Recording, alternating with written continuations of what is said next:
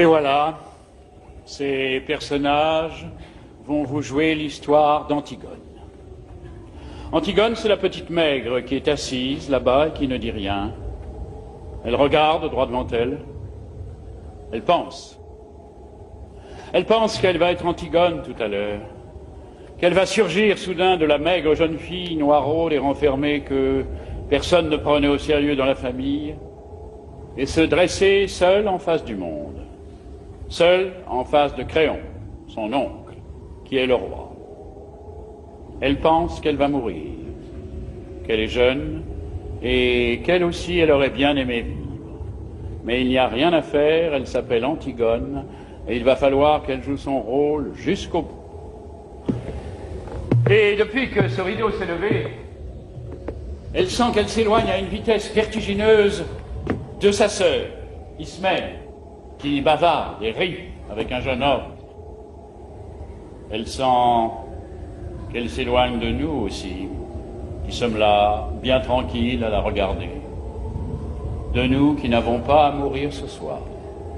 Le jeune homme avec qui parle la blonde, la belle, l'heureuse Ismène, c'est Aimon, le fils de Créon. Il est le fiancé d'Antigone.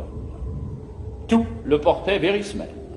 Son goût de la danse et des jeux, son goût du bonheur et de la réussite, sa sensualité aussi, car Ismène est bien plus belle qu'Antigone.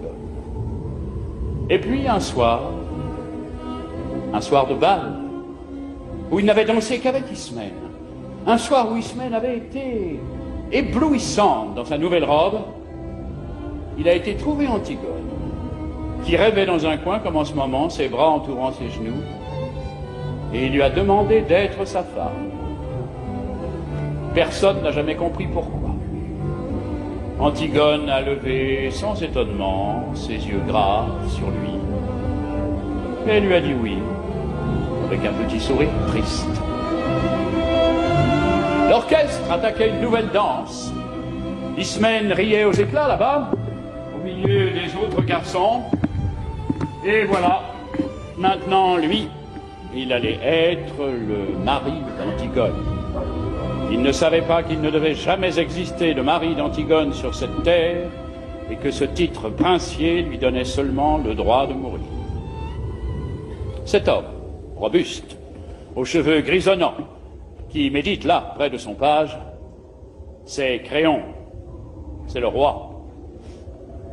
Il a des rides, il est fatigué, il joue au jeu difficile de conduire les hommes. Avant, du temps d'Édipe, quand il n'était que le premier personnage de la cour, il aimait la musique, les belles reliures, les longues flâneries chez les petits antiquaires de Thèbes. Mais Édipe et ses fils sont morts. Il a laissé ses livres, ses objets, il a retroussé ses manches et il a pris leur place. Alors quelquefois, le soir, il est fatigué. Et il se demande s'il n'est pas vain de conduire les hommes, si ce n'est pas un office sordide qu'on doit laisser à d'autres, plus fruste. Et puis, au matin, des problèmes précis se posent qu'il faut résoudre, et il se lève, tranquille, comme un ouvrier au seuil de sa journée. Créon est seul, seul avec son petit page, qui est trop petit, et qui ne peut rien non plus pour lui. Ce garçon là-bas au fond, qui rêve, adossé au mur, solitaire, c'est le messager. C'est lui qui viendra annoncer la mort d'Aimon tout à l'heure. C'est pour cela qu'il n'a pas envie de bavarder ni de se mêler aux autres. Il sait déjà. Enfin, ces trois hommes qui jouent, ce sont les gardes. Ce ne sont pas de mauvais bougres, ils ont des femmes, des enfants et des petits ennuis comme tout le monde. Mais ils vous emploieront les accusés le plus tranquillement du monde tout à l'heure. Ils sont dépourvus de toute imagination. Ce sont les auxiliaires, toujours innocents et toujours satisfaits d'eux-mêmes, de la justice, pour le moment, jusqu'à ce qu'un nouveau chef de Thèbes, dûment mandaté, leur ordonne de l'arrêter à son tour.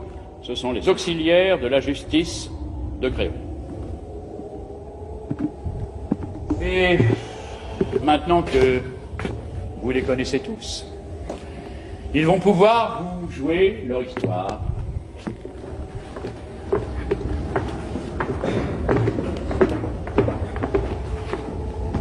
Elle commence au moment où les deux fils d'Édipe, Éthéocle et Polynice, qui devaient régner sur Thèbes 1 an chacun à tour de rôle, se sont battus et entretués sous les murs de la ville. Éthéocle, l'aîné, au terme de la première année de pouvoir, ayant refusé de céder la place à son frère. 7 grands princes étrangers que Polynice avait gagnés à sa cause ont été défaits devant les 7 portes de Thèbes. Maintenant, la ville est sauvée. Les 2 frères ennemis sont morts. Et Créon, le roi, a ordonné qu'à Éthéocle, le bon frère, il serait fait d'imposantes funérailles, mais que Polynice, le vaurien, le révolté, le voyou, serait laissé sans pleurs et sans sépulture, la proie des corbeaux et des chacals. Quiconque osera lui rendre les devoirs funèbres sera impitoyablement puni de mort.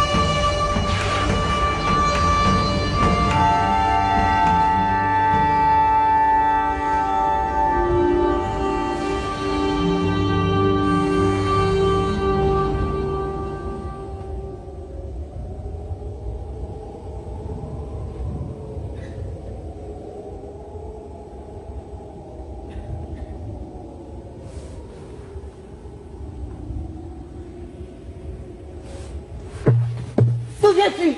Chut. De me promener. Nourrice, c'était beau. Tout était gris.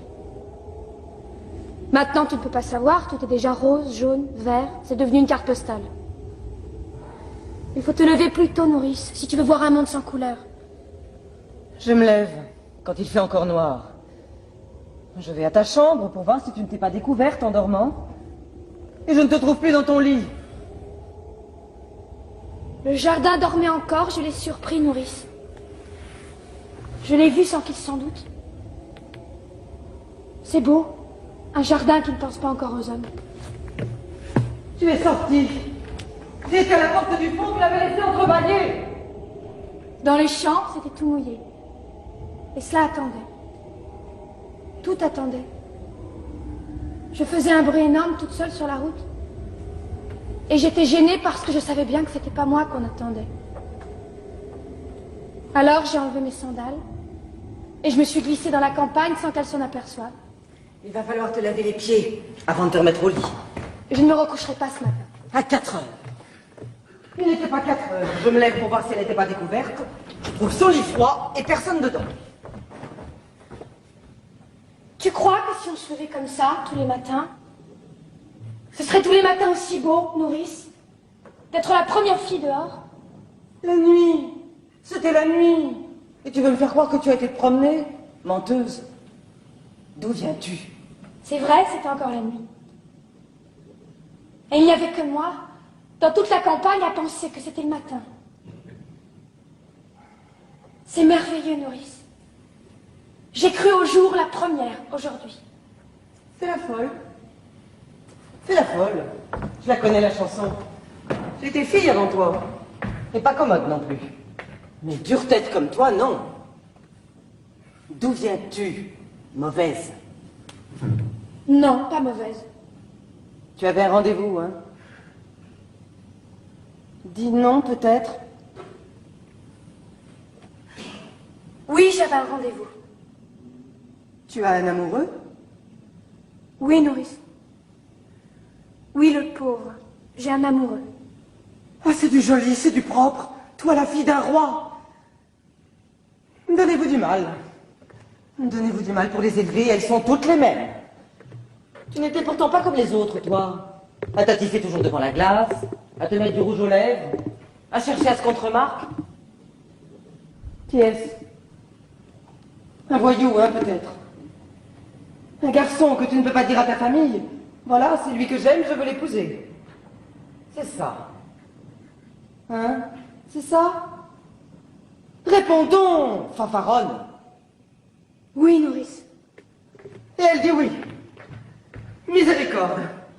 Je l'ai eue toute gamine. J'ai promis à sa pauvre mère que j'en ferais une honnête fille. Et voilà. Oh, mais ça ne va pas se passer comme ça, ma petite. Je ne suis que ta nourrice. Et tu me traites comme une vieille bête, bon. Mais ton oncle Créon saura, je te le promets. Oui, nourrice. Mon oncle Créon saura. Laisse-moi maintenant. Et tu verras ce qu'il dira quand il apprendra que tu te lèves la nuit. Et Aimon? Et ton fiancé? Car elle est fiancée.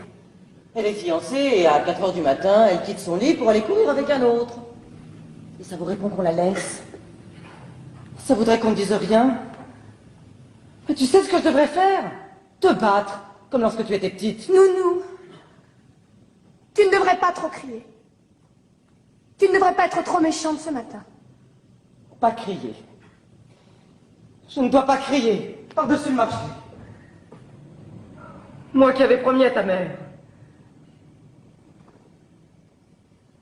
Qu'est-ce qu'elle me dirait, ta mère, si elle était là? Une vieille bête. Oui. Une vieille bête qui n'a pas su me la garder pure, ma petite. Toujours à crier, à faire le chien de garde.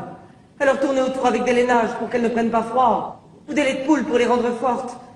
Mais à 4 heures du matin, tu dors, vieille bête. Tu dors, toi qui ne peux pas fermer l'œil. Et tu les laisses filer, marmotte. Et quand tu arrives, le lit est froid. Voilà ce qu'elle me dira, ta mère. Là-haut, quand j'y monterai. Et moi, j'aurais honte. Honte à en mourir s'il n'était pas déjà morte. Je ne pourrais que baisser la tête et répondre. Madame Jocaste, c'est vrai? Non. Nourrice ne pleure plus. Tu pourras regarder maman bien en face quand tu iras la retrouver. Et elle te dira bonjour, nounou. Merci pour la petite Antigone. Tu as bien pris soin d'elle. Elle sait pourquoi je suis sortie ce matin. Tu n'as pas d'amoureux? Non, nounou. Tu te moques de moi alors? Oh, tu vois, je suis trop vieille. Tu étais ma préférée, malgré ton sale caractère. Ta sœur était plus douce, et je croyais que c'était toi qui m'aimais. Si tu m'aimais, tu m'aurais dit la vérité. Pourquoi ton lit était-il froid quand je suis venue te border? Nounou, je suis pure. Je n'ai pas d'autre amoureux qu'Aimon, mon fiancé, je te le jure. Je peux même te jurer, si tu veux, que je n'aurai jamais d'autre amoureux. Garde tes larmes. Garde tes larmes. Tu en auras peut-être besoin encore, nounou. Et quand tu pleures comme cela, je redeviens petite. Et il ne faut pas que je sois petite ce matin. Tu es déjà levée? Je viens de ta chambre. Oui, je suis déjà levée. Oh, toutes les deux alors. Toutes les deux, vous allez devenir folle et vous lever avant les servantes. Vous croyez que c'est bon d'être debout le matin, à jeun? Que c'est convenable pour des princesses? Oh, vous n'êtes seulement pas couvertes. Oh, non. Vous allez voir que vous allez encore me prendre mal. Laisse-nous, nourrice. Il ne fait pas froid, je t'assure, c'est déjà l'été. Va nous faire du café.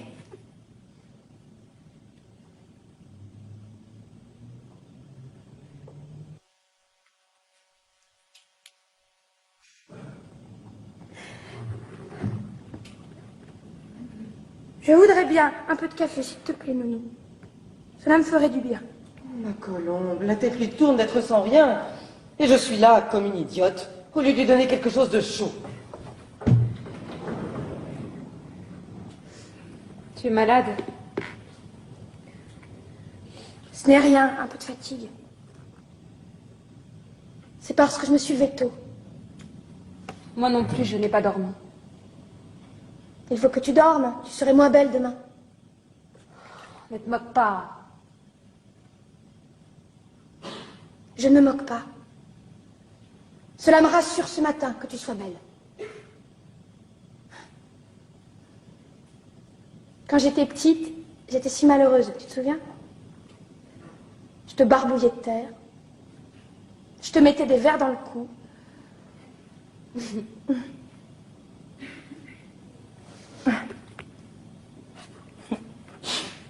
Une fois, j'étais attachée à un arbre et je t'ai coupé tes cheveux. Tes beaux cheveux. Comme cela doit être facile de ne pas penser de bêtises, avec toutes ces belles mèches lisses et bien ordonnées autour de la tête. Pourquoi parlais-tu d'autre chose? Je ne parle pas d'autre chose. Tu sais, j'ai bien pensé, Antigone. Oui? J'ai bien pensé toute la nuit. Tu es folle. Oui. Nous ne pouvons pas. Pourquoi? Il nous ferait mourir. Bien sûr! À chacun son rôle. Lui, il doit nous faire mourir. Et nous, nous devons aller enterrer notre frère. C'est comme cela que ça a été distribué. Qu'est-ce que tu veux que nous y fassions? Je ne veux pas mourir. Moi aussi. J'aurais bien voulu ne pas mourir. Écoute. J'ai bien réfléchi toute la nuit. Je suis l'aînée, je réfléchis plus que toi. Il y a des fois, il ne faut pas trop réfléchir. Si, Antigone. D'abord, bien sûr, c'est horrible, et j'ai pitié, moi aussi, de mon frère. Mais je comprends un peu notre oncle. Moi, je ne veux pas comprendre un peu. Il est le roi, il faut qu'il donne l'exemple. Et moi, je ne suis pas le roi! Chut. Il ne faut pas que je donne l'exemple, moi. Elle fait ce qui lui passe par la tête, la petite Antigone. La sale bête, l'entêtée, la mauvaise. Et puis après, on la met dans un coin ou dans un trou, et c'est bien fait pour elle. Elle n'avait qu'à ne pas désobéir. Allez, allez. Tes sourcils joints, ton regard droit devant toi, et te voilà lancé sans écouter personne. Écoute-moi, j'ai raison plus souvent que toi. Je ne veux pas avoir raison. Essaie de comprendre au moins. Comprendre. Vous n'avez que ce mot-là dans la bouche, tous. Depuis que je suis toute petite. Il fallait comprendre qu'on ne peut pas toucher à l'eau. À la belle et fuyante eau froide parce que ça mouille les dalles. À la terre parce que ça tache les robes. Il fallait comprendre qu'on ne doit pas manger tout à la fois. Donner tout ce qu'on a dans ses poches aux mendiants qu'on rencontre. Courir. Courir dans le vent jusqu'à ce qu'on tombe par terre et boire quand on a chaud.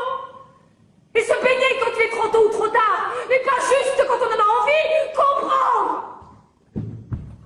Toujours comprendre. Mais moi, je ne veux pas comprendre. Je comprendrai quand je serai vieille. Si je deviens vieille, pas maintenant. Il est plus fort que nous, Antigone. Il est le roi. Et ils pensent tous comme lui dans la ville. Ils sont des milliers et des milliers autour de nous. Grouillant dans toutes les rues de Thèbes. Je ne t'écoute pas. Ils nous hueront. Ils nous prendront avec leurs 1000 bras, leurs 1000 visages et leur unique regard. Ils nous cracheront à la figure. Et il faudra avancer dans leur haine, sur la charrette, avec leur odeur et leur rire, jusqu'au supplice. Et souffrir? Il faudra souffrir. Sentir que la douleur monte, qu'elle est arrivée au point où on ne peut plus la supporter, qu'il faudrait qu'elle s'arrête, mais qu'elle continue pourtant et monte encore, comme une voix aiguë. Je ne peux pas. Je ne peux pas.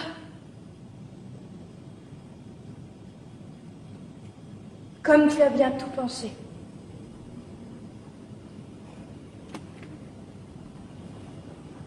Toute la nuit. Pas toi? Si, bien sûr. Tu sais, moi, je ne suis pas très courageuse. Moi non plus.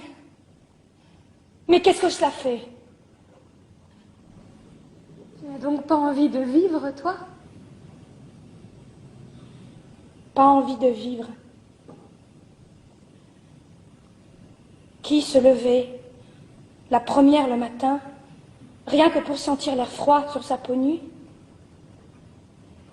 Qui se couchait la dernière, seulement quand elle n'en pouvait plus de fatigue pour vivre encore un peu plus la nuit? Qui pleurait déjà, toute petite, en pensant qu'il y avait tant de petites bêtes, tant de brins d'herbe dans le pré, et qu'on ne pouvait pas tous les prendre? Oh, ma petite sœur. Ah non, laisse-moi. Ne me caresse pas. Ne nous mettons pas à pleurnicher ensemble maintenant. Tu as bien réfléchi, tu dis. Tu penses que toute la ville hurlante contre toi, tu penses que la peur et la douleur de mourir, c'est assez.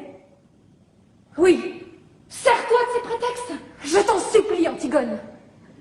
C'est bon pour les hommes de croire aux idées et de mourir pour elles.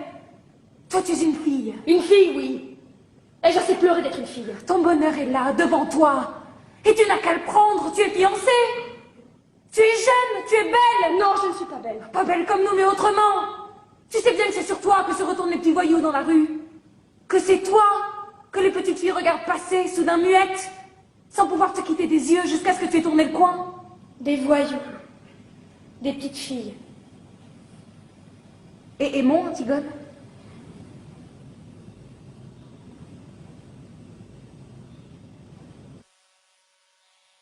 Je parlerai tout à l'heure à Aimon. Aimon sera tout à l'heure une affaire réglée. Tu es folle. Tu m'as toujours dit que j'étais folle. Pour tout, depuis toujours.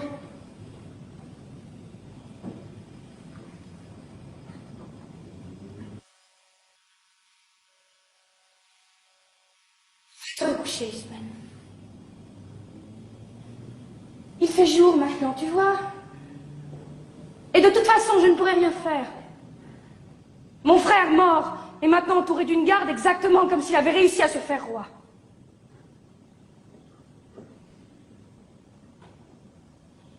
Va te recoucher. Tu es toute pâle de fatigue, et toi?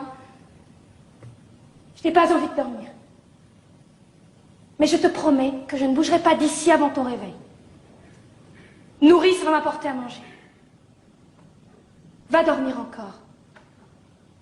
Le soleil se lève seulement. Tu as les yeux tout petits de sommeil. Va.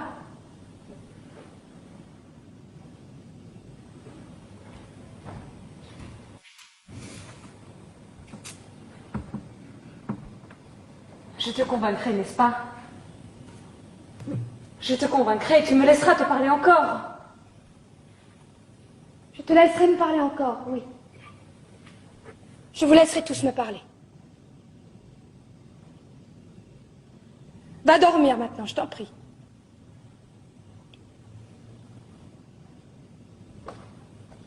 Tu serai moins belle demain.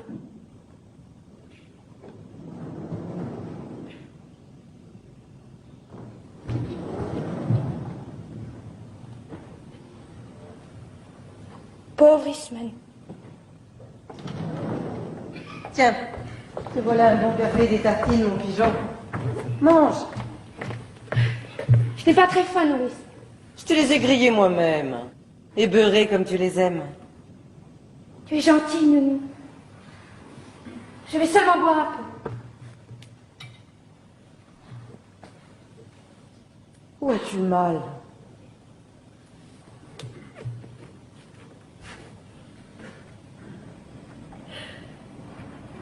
Parle, Nounou.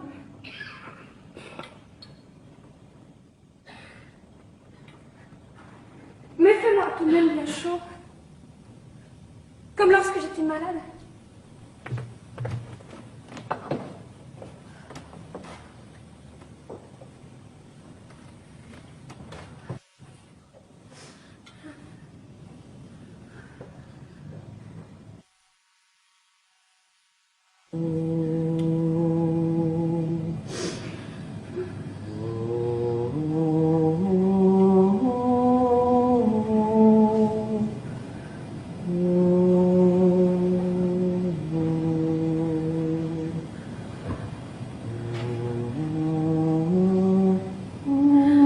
Nounou plus forte que la fièvre. Nounou plus forte que le cauchemar. Plus forte que l'ombre de l'armoire qui ricane et se transforme de renard sur le mur. Plus forte que les mille insectes du silence qui rongent quelque chose quelque part dans la nuit. Plus forte que la nuit elle-même, avec ce ululement de folle qu'on n'entend pas. Nounou plus forte que la mort. Donne-moi ta main, comme lorsque tu restes à côté de mon lit. Et qu'est-ce que tu as, ma petite colombe? Rien, Nounou. Je suis seulement encore un peu petite pour tout cela. Mais il n'y a que toi qui dois le savoir.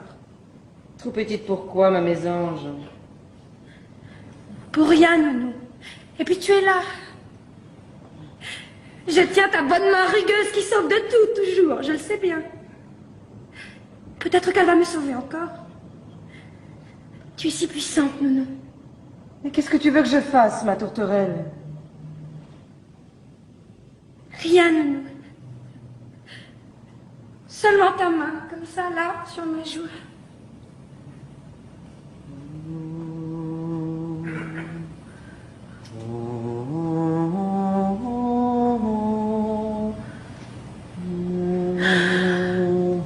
Voilà, je n'ai plus peur. Ni du méchant ogre, ni du marchand de sable. Ni de Taou Taou qui passe et emmène les enfants.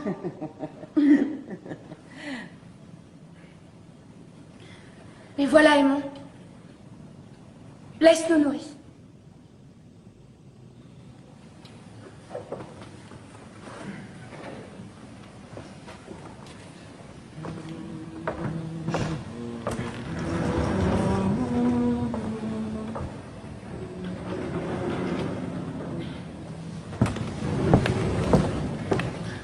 Pardon, Aimon. Pour notre dispute d'hier soir et pour tout, c'est moi qui avais tort. Je te prie de me pardonner. Tu sais bien que je t'avais pardonné à peine avais-tu claqué la porte. Ton parfum était encore là et je t'avais déjà pardonné. À qui l'avais-tu volé ce parfum? À Ismaël. Et le rouge à lèvres, la poudre, la belle robe? Aussi. En quel honneur t'étais-tu faite si belle? Je te le dirai.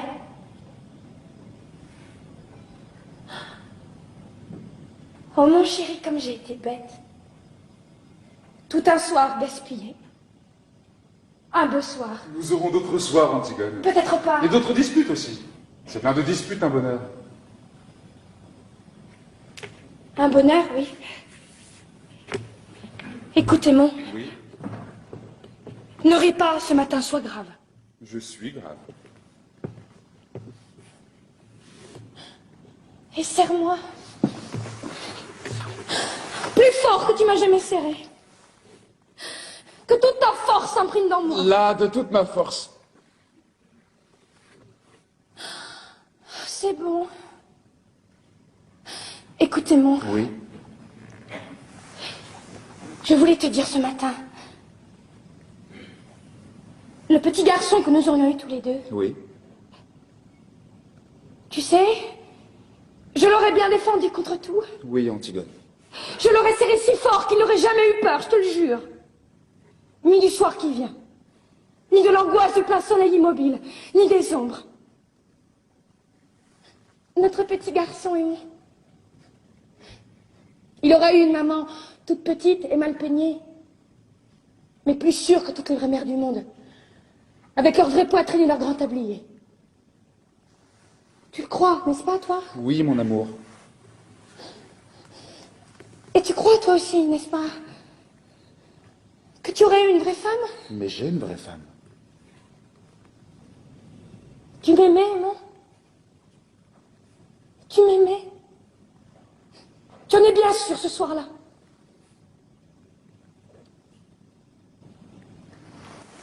Quel soir?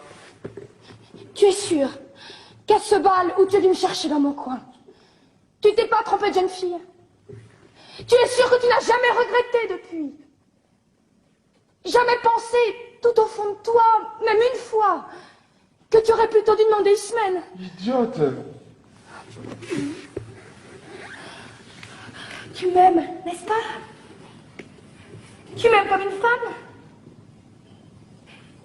Tes bras qui me serrent ne mentent pas? Tes grandes mains posées sur mon dos ne mentent pas? Ni ton odeur? Ni ce bon chaud? Ni cette grande confiance qui m'inonde quand j'ai la tête au creux de ton cou? Oui, Antigone, je t'aime comme une femme. Mais je suis noire et maigre, Ismène et rose et dorée comme un fruit. Antigone.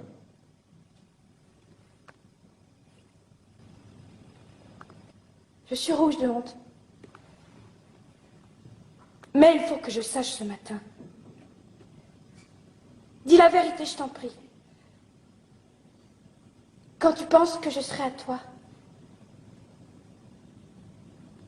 est-ce que tu sens, au milieu de toi, comme un grand trou qui se creuse, comme quelque chose qui meurt? Oui, Antigone.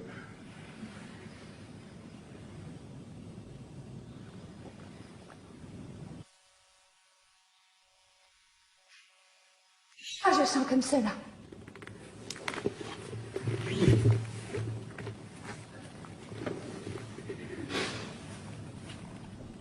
Et je voulais te dire que j'aurais été très fière d'être ta femme. Ta vraie femme. Sur qui tu aurais posé ta main le soir en t'asseyant, sans penser. Comme sur une chose bien à toi. Voilà. Maintenant, je vais te dire encore 2 choses. Et quand je te les aurai dites, il faudra que tu sortes sans me questionner. Même si elles te paraissent extraordinaires, même si elles te font de la peine. Jure-le-moi. Qu'est-ce que tu vas me dire encore? Non, jure-moi d'abord que tu sortiras sans rien me dire, sans même me regarder. Si tu m'aimes, jure-le-moi.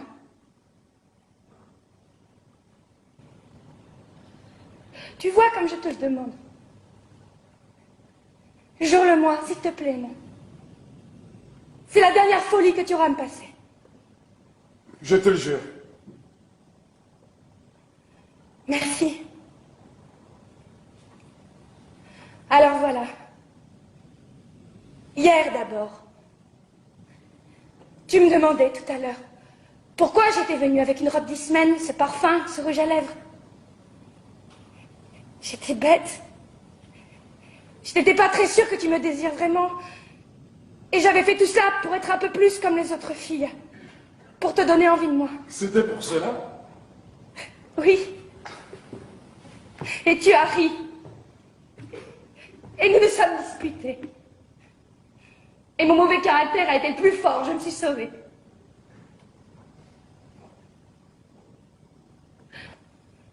Mais j'étais venue chez toi pour que tu me prennes hier soir.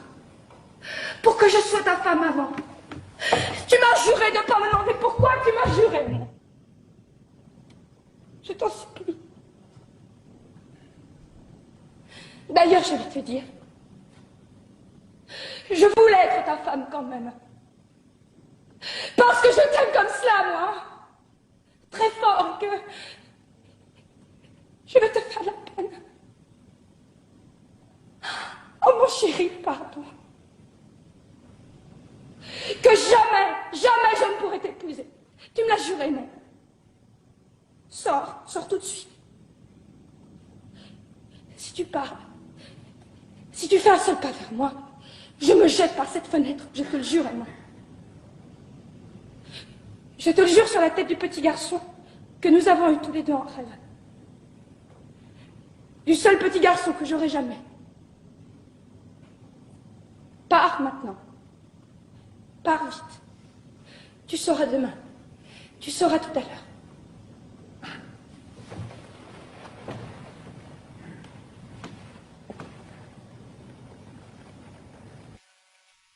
Ah, s'il te plaît, mon. C'est tout ce que tu peux faire encore pour moi, si tu m'aimes.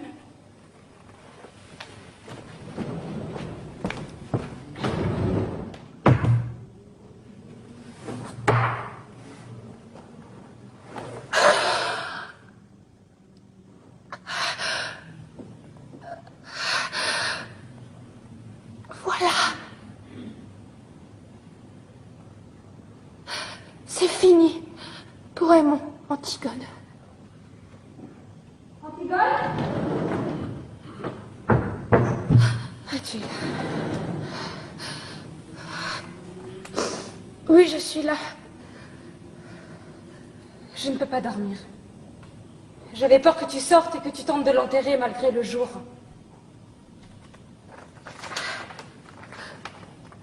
Antigone, ma petite sœur, nous sommes tous là, autour de toi. Aimons-nous, nous et moi. Nous t'aimons et nous sommes vivants, nous. Nous avons besoin de toi. Polynice est mort et il ne t'aimait pas. Il a toujours été un étranger pour nous. Un mauvais frère. Oublie-le, Antigone, comme il nous avait oubliés. Laisse son ombre dure errer éternellement sans sépulture, puisque c'est la loi de Créon. Ne tente pas ce qui est au-dessus de tes forces. Tu braves tout, toujours. Mais tu es toute petite, Antigone. N'y va pas cette nuit. Reste avec nous. Je t'en supplie.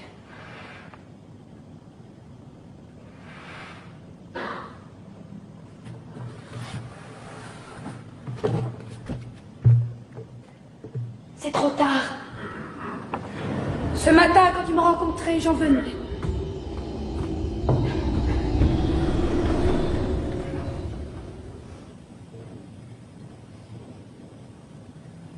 Antigone.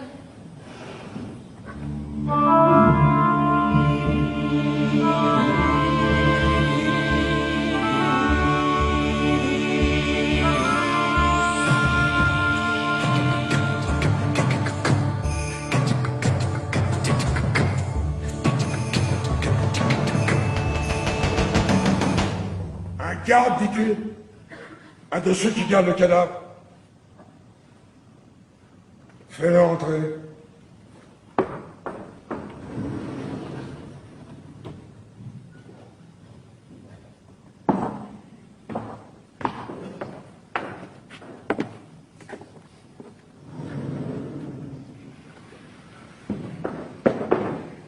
Garde Jonas de la 2e compagnie. Qu'est-ce que tu veux?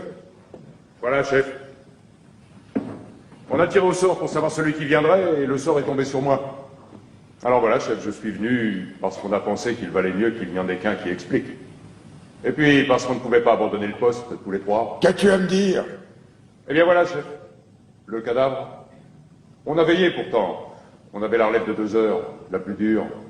Vous savez ce que c'est au moment où la nuit va finir, ce plomb entre les yeux, la nuque qui tire, et puis toutes ces ombres qui bougent et le brouillard du petit matin qui se lève. Ah oui. Ils ont bien choisi leur heure. On était là, on parlait, on battait la semelle. On ne dormait pas, chef. Ça, on peut vous le jurer tous les trois qu'on ne dormait pas. D'ailleurs, avec le froid qu'il faisait, tout d'un coup, moi, je regarde le cadavre. On était à 2 pas, mais moi, je le regardais tout de même, de temps en temps. Je suis comme ça, moi, chef. Je suis méticuleux. C'est pour ça que mes supérieurs, ils disent, avec Jonas, c'est moi qui l'ai vu le premier, chef. Les autres vous le diront, c'est moi qui ai donné l'alarme le premier. L'alarme? Pourquoi? Le cadavre, chef. Quelqu'un l'avait recouvert. Oh, pas grand-chose, il n'avait pas eu le temps avec nous à côté, seulement un peu de terre. Mais suffisamment tout de même pour le cacher au retour.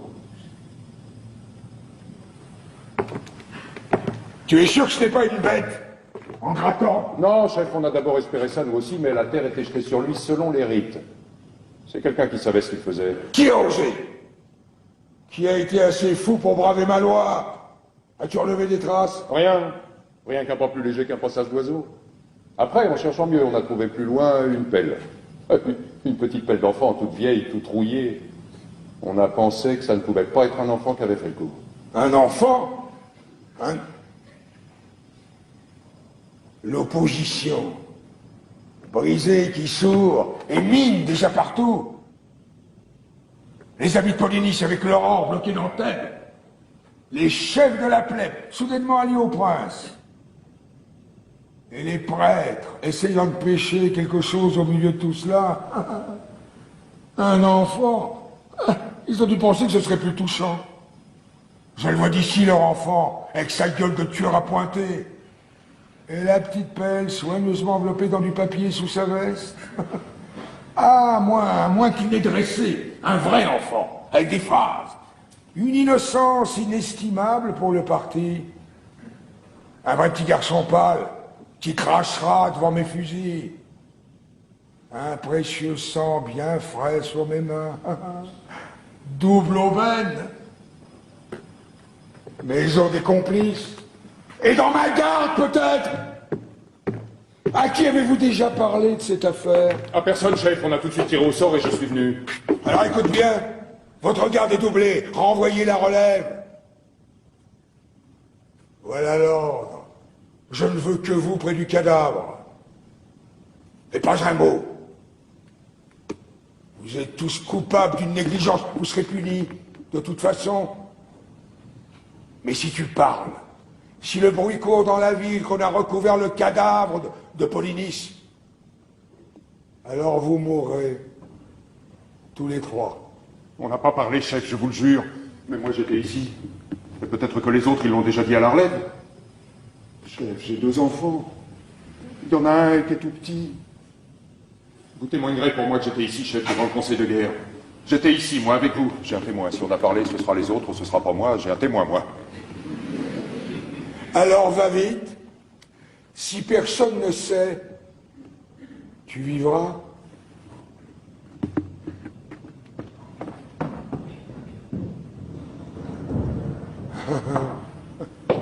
Un enfant.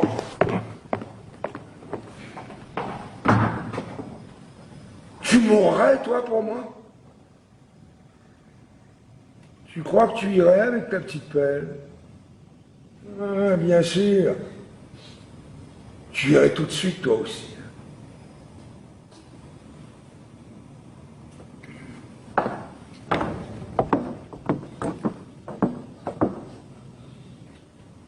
Un enfant.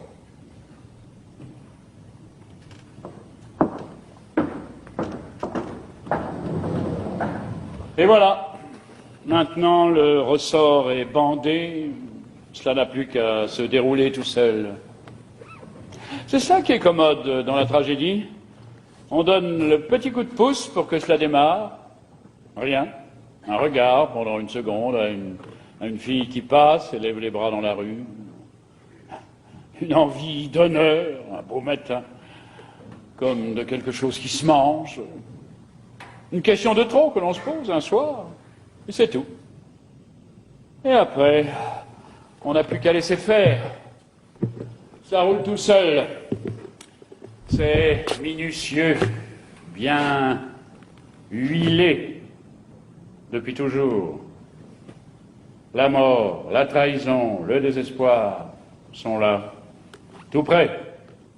Et les éclats, et les orages, et les silences. Tous les silences. Le silence quand le bras du bourreau se lève à la fin. Le silence au commencement, quand les 2 amants sont nus l'un en face de l'autre pour la première fois, sans oser bouger tout de suite dans la chambre sombre. Le silence quand les cris de la foule éclatent autour du vainqueur. Et c'est comme un film dont le son s'est enrayé, toutes ces bouches ouvertes dont il ne sort rien. Toute cette clameur qui n'est qu'une image. Et le vainqueur, déjà vaincu, seul, au milieu de son silence. C'est propre, la tragédie. C'est reposant. C'est sûr.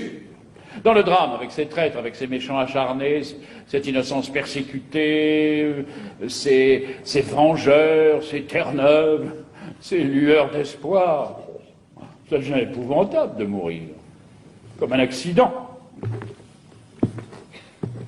Et on aurait peut-être pu se sauver. Le bon jeune homme aurait peut-être pu arriver à temps avec les gendarmes. Dans la tragédie, on est tranquille. D'abord, on est entre soi, et on est tous innocents, en somme. Ce n'est pas parce qu'il y en a un qui tue et l'autre qui est tué, c'est une question de distribution. Et puis surtout, c'est reposant la tragédie, parce qu'on sait qu'il n'y a plus d'espoir. Le sale espoir. Qu'on est pris, qu'on est enfin pris comme un rat, avec tout le ciel sur son dos. On n'a plus qu'à crier, pas à gémir, pas à se plaindre, non, à gueuler à pleine voix ce qu'on avait à dire, qu'on n'avait jamais dit et qu'on ne savait peut-être même pas encore. Et pour rien. Pour se le dire à soi, pour l'apprendre soi. Dans le drame, on se débat parce qu'on espère en sortir, c'est ignoble. C'est utilitaire. Là, c'est gratuit. C'est pour les rois. Il n'y a plus rien à tenter. Enfin. Alors voilà, cela commence. La petite Antigone est prise. La petite Antigone va pouvoir être elle-même pour la première fois. Allez, allez, pas d'histoire. Je vous expliquerai devant le chef. Moi, je ne connais que la consigne. Ce que vous aviez à faire là, je ne veux pas le savoir. Tout le monde a des excuses. Tout le monde a quelque chose à objecter. S'il fallait écouter les gens, s'il fallait essayer de comprendre, hein, on serait pas en train. Allez, allez, tenez-la vous autres. Et pas d'histoire. Moi, ce qu'elle a à dire, je ne veux pas le savoir. Dis-leur de me lâcher, avec leurs sales mains, ils font mal. Leurs sales mains. Vous pourriez être poli, mademoiselle. Moi, je suis poli. Dis-leur de me lâcher. Je suis la fille d'Édipe, je suis Antigone, je ne me sauverai pas. La fille d'Édipe. Oui. Les putains qu'on ramasse à la garde de nuit, elles disent aussi de se méfier. Quels sont la bonne avis du préfet de police? Je veux bien mourir, mais pas qu'il me touche. Et les cadavres, dis. Et la terre. Ça ne te fait pas peur à toucher? Tu dis leurs sales mains? Regarde un peu les tiennes.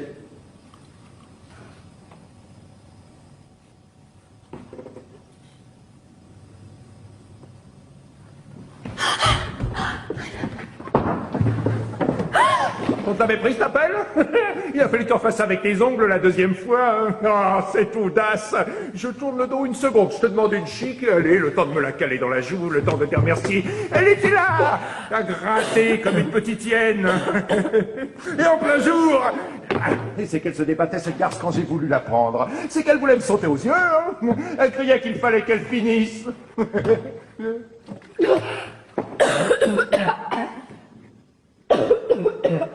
C'est une folle, oui.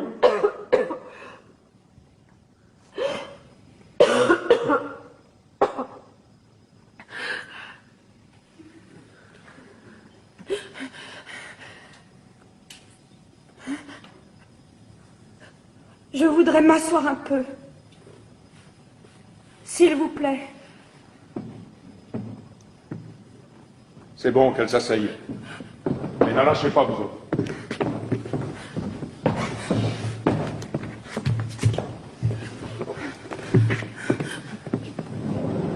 Garde à vous. Lâchez cette jeune fille.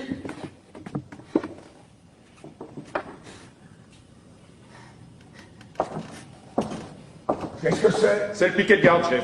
On est venu avec les camarades. Qui garde le corps? On a appelé la relève, chef. Je t'avais dit de la renvoyer. Je t'avais dit de ne rien dire. On n'a rien dit, chef. Mais comme on a arrêté celle-là, on a pensé qu'il fallait qu'on vienne. Et cette fois, on n'a pas tiré au sort. On est venus tous les trois. Imbécile.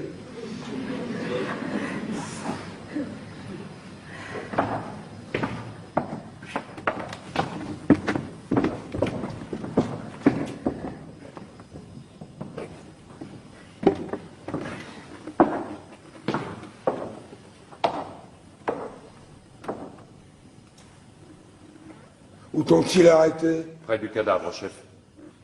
Qu'allais-tu faire près du cadavre de ton frère? Tu savais que j'avais interdit de l'approcher? Ce qu'elle faisait, chef, c'est pour ça qu'on vous l'amène. Elle grattait la terre avec ses mains. Elle était en train de le recouvrir, encore une fois. Sais-tu bien ce que t'es en train de dire, toi? Chef, vous pouvez demander aux autres. On avait dégagé le corps à mon retour. Mais avec le soleil qui chauffait, comme il commençait à sentir, on s'était mis sur une petite hauteur, pas loin, pour être dans le vent. On se disait qu'en plein jour, on ne risquait rien, pourtant, pour être plus sûr, on avait décidé qu'il y en aurait toujours un de nous trois qui le regarderait. Mais à midi, en plein soleil, et puis avec l'odeur qui montait depuis que le vent était tombé, c'était comme un coup de massue. J'avais beau écarquiller les yeux, ça tremblait comme de la gélatine. Je ne voyais plus. J'ai au camarade lui demandé une chic pour passer ça. Le temps que je me la cale à la joue, chef, le temps que je lui dise merci, je me retourne, elle était là à gratter avec ses mains. En plein jour. Elle devait bien penser qu'on ne pouvait pas ne pas la voir. Et quand elle a vu que je lui courais dessus, vous croyez qu'elle s'est arrêtée, qu'elle a essayé de se sauver peut-être? Non, elle continuait de toutes ses forces, aussi vite qu'elle pouvait, comme si elle ne me voyait pas arriver. Et quand je l'empoignais, elle se débattait comme une diablesse. Elle voulait continuer encore. Elle me criait de la laisser, que le corps n'était pas encore tout à fait couvert. C'est vrai? Oui, c'est vrai. On a découvert le corps comme de juste, et on a passé la relève sans parler de rien. Et on est venu vous l'amener, chef. Voilà. Et cette nuit, la première fois, c'était toi aussi? Oui, c'était moi. Avec une petite pelle de fer qui nous servait à faire des châteaux de sable sur la plage pendant les vacances. C'était justement la pelle de Polynice. Il avait gravé son nom au couteau sur le manche. C'est pour cela que je l'avais laissé près de lui. Mais ils l'ont prise. Alors la seconde fois, j'ai dû recommencer avec mes mains. On aurait dit une petite bête qui grattait. Même qu'au premier coup d'œil, avec l'air chaud qui tremblait, le camarade a dit « Bah non, c'est une bête. Penses-tu ?» Je lui dis « C'est trop fin pour une bête. C'est une fille. » C'est bien. On vous demandera peut-être un rapport tout à l'heure. Pour le moment, laissez-moi seul avec elle. Petit, conduis ces hommes à côté et qu'ils restent au secret, jusqu'à ce que je revienne les voir.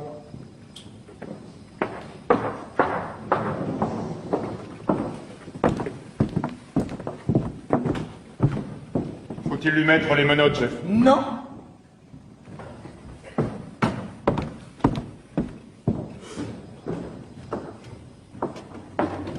Avais-tu parlé de ton projet à quelqu'un? Non. As-tu rencontré quelqu'un sur ta route? Non, personne. Tu es bien sûr? Oui. Alors écoute-moi bien. Tu vas rentrer chez toi te coucher. Dire que tu es malade, que tu n'es pas sorti depuis hier. Ta nourrice dira comme toi. Je ferai disparaître ces trois hommes. Pourquoi? Puisque vous savez bien que je commencerai.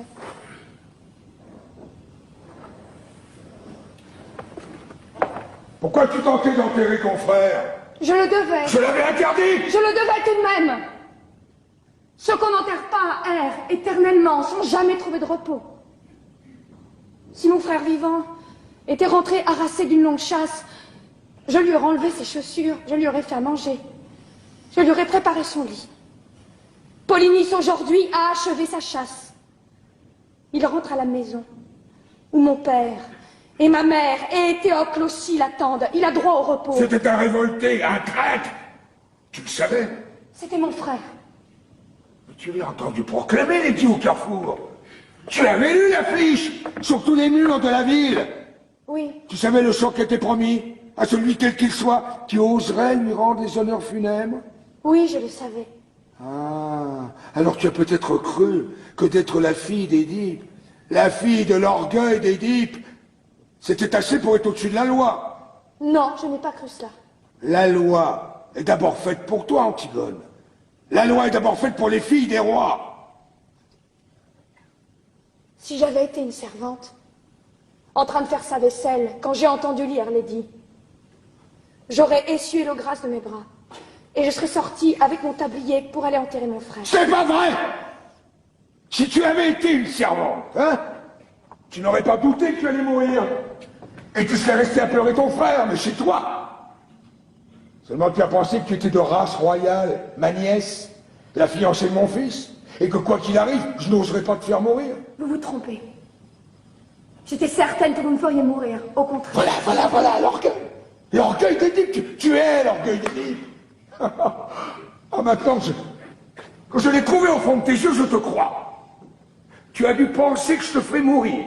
Et cela paraissait un dénouement alors tout naturel pour toi, orgueilleuse. Pour ton père non plus, je ne dis pas le bonheur, il n'en était pas question. Mais le malheur humain, c'était trop peu. Parce que l'humain vous gêne aux entournures dans la famille. Il vous faut un tête-à-tête avec le destin et la mort.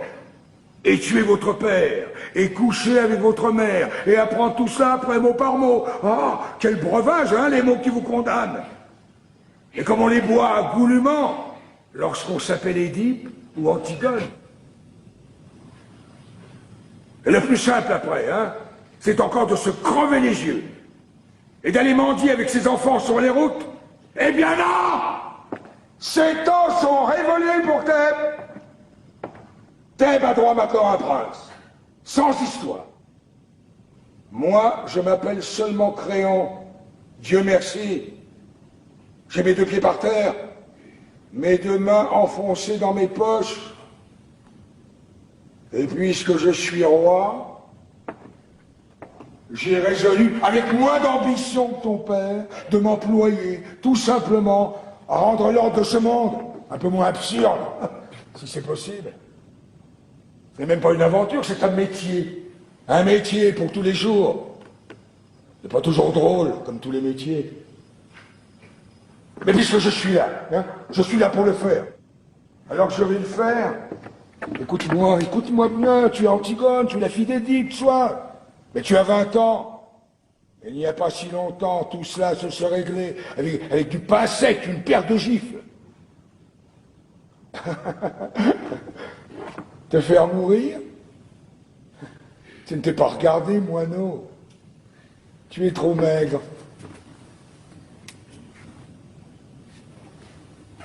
Tu vas rentrer chez toi tout de suite, faire ce que je t'ai dit. Te taire. Je me charge du silence des autres.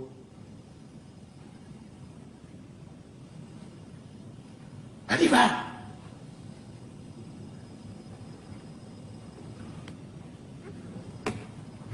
Non! Ne me foudroie pas comme ça du regard. Hein? Tu me prends pour une brute, c'est entendu.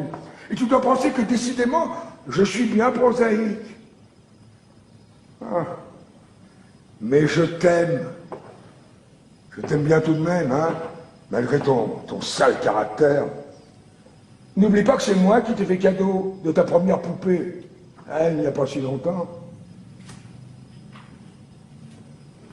Antigone, c'est par cette porte qu'on regagne ta chambre. Où t'en vas-tu par là? Vous savez bien. Quel jeu joues-tu? Je ne joue pas. Tu ne comprends donc pas que si quelqu'un d'autre que ces trois brutes sait tout à l'heure ce que tu as tenté de faire, moi, je serais obligé de te faire mourir. Mais si tu te tais maintenant, si tu renonces à cette folie, j'ai une chance de te sauver, mais je ne l'aurai plus dans 5 minutes. Il faut que j'aille enterrer mon frère, que ces hommes ont découvert. Tu irais refaire ce geste absurde. Mais il y a une autre garde autour du corps de Polynice, et même si tu parviens à le recouvrir encore, on dégagera son cadavre, tu le sais bien. Que peux-tu donc sinon t'ensanglanter encore les ongles? Te faire prendre? Rien d'autre que cela, je le sais. Mais cela, du moins, je peux. Et il faut faire ce que l'on peut.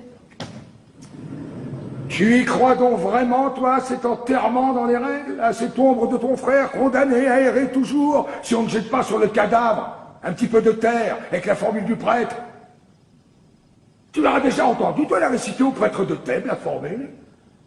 Tu as vu ces pauvres têtes d'employés fatigués, écourtant les gestes, avalant les mots, bâclant ce mort pour en prendre un autre avant le repas de midi? Oui, je les ai vus. Et tu n'as jamais pensé alors que si c'était un être que tu aimais vraiment, qui était là, couché, dans cette boîte, tu te mettrais à hurler tout d'un coup, alors crier de se taire, de s'en aller? Si, je l'ai pensé. Et tu risques la mort maintenant parce que j'ai refusé à ton frère ce passeport dérisoire, ce bredouillage en Syrie sur sa dépouille, cette pantomime dont tu aurais été la première à avoir honte et mal si on l'avait joué. C'est absurde. Oui, c'est absurde. Et pourquoi fais-tu ce geste alors? Pour les autres? Pour ceux qui y croient? Ou pour les dresser contre moi? Non. Ni pour les autres, ni pour ton frère. Pour qui alors? Pour personne. Pour moi. Ah, tu as donc tellement envie de mourir. C'est vrai. Tu as l'air d'un petit gibier pris. Ne vous attendrissez pas trop sur moi. Faites comme moi, faites ce que vous avez à faire. Mais si vous êtes un être humain, faites-le vite. Voilà tout ce que je vous demande. Je n'aurai pas du courage éternellement, c'est vrai.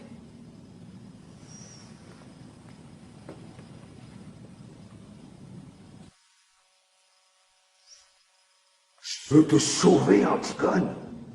Vous êtes le roi, vous pouvez tout, mais cela vous ne le pouvez pas. Tu crois? Ni me sauver, ni me contraindre. Orgueilleuse, petite Édipe. Vous pouvez seulement me faire mourir. Et si je te fais torturer? Pourquoi? Pour que je pleure? Que je demande grâce? Que je jure tout ce qu'on voudra? Et que je recommence après, quand je n'aurai plus mal. Écoute-moi bien, hein. J'ai le mauvais rôle, c'est entendu, et tu as le bon. Et tu le sens. Mais n'en profite tout de même pas trop, hein, petite peste. Parce que si j'étais une bonne brute, ordinaire de tyran, il y a déjà longtemps qu'on t'aurait arraché la langue, tiré les membres aux tenailles, jeté dans un trou. Non, tu vois quelque chose dans mes yeux, quelque chose qui hésite. Hein? Tu vois que je te laisse parler au lieu d'appeler mes soldats. Alors tu nargues, tu attaques tant que tu peux, mais où veux-tu en venir à la fin, petite furie? Lâchez-moi, vous faites mal au bras avec votre main. Non, moi je suis le plus fort comme ça, alors j'en profite aussi. Aïe. C'est peut-être ce que je devrais faire après tout, hein? Tout simplement te tendre le poignet et te tirer les cheveux, comme on fait aux filles dans les jeux. Je suis ton oncle, c'est entendu, mais nous ne sommes pas tendres les uns pour les autres dans la famille. Ça ne te semble pas drôle tout de même, non? Ce roi bafoué, qui peut tout, ce vieil homme, qui t'écoute, et qui en a vécu d'autres, est aussi attendrissant que toi, je t'assure, et qui, hélas, donnait toute cette peine pour essayer de t'empêcher de mourir. Vous serrez trop maintenant. Cela ne me fait même plus mal. Je n'ai plus de bras. Je sais pourtant si j'ai autre chose à faire aujourd'hui. Mais je vais tout de même perdre le temps qu'il faudra. Et te sauver, petite peste. Au lendemain d'une révolution ratée, il y a du pain sur la planche, je t'assure. Mais les affaires urgentes attendront. Je ne veux pas te laisser mourir dans une histoire de politique. Tu vaux mieux que ça. Hein? Et parce que ton Polynice, cette ombre éplorée, et ce corps qui se décompose entre ses gardes, et tout ce pathétique qui t'enflamme, tout cela, ce n'est qu'une histoire de politique. D'abord, je ne suis pas tendre, mais je suis délicat. J'aime ce qui est propre, net, bien lavé. Parce que tu crois que ça ne me dégoûte pas autant que toi, non? Cette viande qui pourrit au soleil. Mais il faut que tout aille comme ça pendant quelque temps. Tu penses bien que j'aurais fait enterrer ton frère, ne fût que pour l'hygiène. Mais pour que les brutes que je gouverne comprennent, il faut que ça pue. Le cadavre de Polynice, dans toute la ville. Vous êtes odieux! Oui, mon petit... C'est le métier qu'il veut.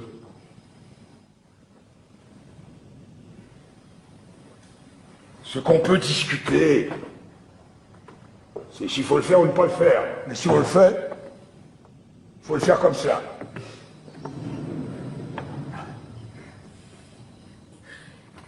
Et pourquoi le faites-vous? Un matin, je me suis réveillé, roi de Thèbes. Et Dieu sait si j'aimais autre chose dans la vie que d'être puissant. Il fallait dire non, alors. Ah, je le pouvais. Mais je me suis senti tout à coup comme un ouvrier qui refusait un ouvrage. Cela ne m'a pas paru honnête. J'ai dit oui. Eh bien, tant pis pour vous. Moi, je n'ai pas dit oui. Qu'est-ce que vous voulez que ça me fasse à moi? Votre politique? Vos nécessités? Vos pauvres histoires? Moi, je peux dire non encore à tout ce que je n'aime pas. Et je suis seul juge. Et vous? Avec votre couronne, avec vos gardes, avec votre attirail, vous pouvez seulement me faire mourir parce que vous avez dit oui. Écoute-moi. Mais si je veux, moi, je peux ne pas vous écouter. Vous avez dit oui. Je n'ai plus rien à apprendre de vous. Pas vous. Vous êtes là, à boire mes paroles. Et si vous n'appelez pas vos gardes, c'est pour m'écouter jusqu'au bout. Tu m'amuses. Non. Je vous fais peur. Et c'est pour ça que vous essayez de me sauver. Ça serait tout de même plus commode de garder une petite Antigone muette et vivante dans ce palais. Vous êtes trop sensible pour faire un bon tyran, voilà tout. Mais vous allez tout de même me faire tuer tout à l'heure, vous le savez. Et c'est pour cela que vous avez peur. C'est laid, un homme qui a peur. Oui, j'ai peur. J'ai peur d'être obligé de te faire tuer si tu t'obstines. Je ne le voudrais pas. Et moi, je ne suis pas obligée de faire ce que je ne voudrais pas. Vous n'auriez pas voulu non plus, peut-être, refuser une tombe à mon frère? Dites-le donc que vous ne l'auriez pas voulu. Je te l'ai déjà dit. Et vous l'avez fait, tout de même. Et maintenant, vous allez me faire tuer sans le vouloir. Et c'est cela, être roi. Oui, c'est cela. Pauvre Créon. Avec mes ongles cassés et pleins de terre. Et les bleus que tes gardes m'ont fait au bras. Avec ma peur qui me tord le ventre. Moi, je suis reine. Alors écoutez-moi, vis. Le cadavre de ton frère qui pourrit sous mes fenêtres. C'est assez payé pour que l'ordre règne dans Thèbes. Mon fils t'aime. Alors ne m'oblige pas encore à payer avec toi. J'ai assez payé. Non, vous avez dit oui. Vous ne vous arrêterez jamais de payer maintenant. Mais va faire bon Dieu. Essaye de me comprendre une minute. Toi aussi, petit idiote. Moi, j'ai bien essayé de te comprendre. Il faut pourtant bien qu'il y en ait qui disent oui. Il faut pourtant bien qu'il y en ait qui mènent la barque. Parce que ça prend l'eau. Ça prend l'eau de toutes parts. C'est plein de crimes, de bêtises, de misère. Non mais enfin, mais... Est-ce que tu comprends cela? Je ne veux pas comprendre. C'est bon pour vous. Moi, je suis là pour autre chose que pour comprendre. Je suis là pour vous dire non. Et pour mourir. Ah, c'est facile de dire non. Pas toujours. Pour dire oui. Il faut suer. Hein, retrousser ses manches. Empoigner la vie à pleine main sans mettre jusqu'au coude. C'est facile de dire non. Même si on doit mourir. Il n'y a qu'à pas bouger et attendre. Attendre pour vivre. Attendre même pour qu'on vous tue. C'est trop lâche. Ça, c'est une invention des hommes.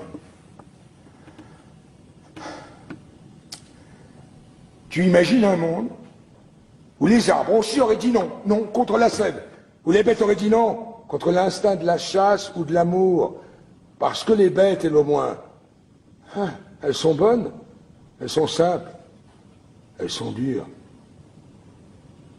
Quel rêve, hein, pour un roi des bêtes. Ce serait si simple. Ah, tu me méprises, n'est-ce pas? Ah, c'est drôle. Je l'ai souvent imaginé, ce dialogue avec un petit jeune homme pâle qui aurait essayé de me tuer, et dont je ne pourrais rien tirer après que du mépris. Mais je ne pensais pas que ce serait avec toi et pour quelque chose d'aussi bête. Alors, écoute-moi tout de même pour la dernière fois. Mon rôle n'est pas bon, mais c'est mon rôle et je vais te faire tuer. Seulement avant, je voudrais que toi aussi tu sois bien sûr du tien. Parce que tu sais pourquoi tu vas mourir, Antigone. Tu sais au bas de quelle histoire sordide tu vas signer pour toujours ton petit nom sanglant? Quelle histoire? Celle de Théocle et de Polynice, celle de tes frères. Ah non, non, non, non, non, non, tu crois la savoir, mais tu ne la sais pas, parce que personne ne la sait d'Antenne. Que moi.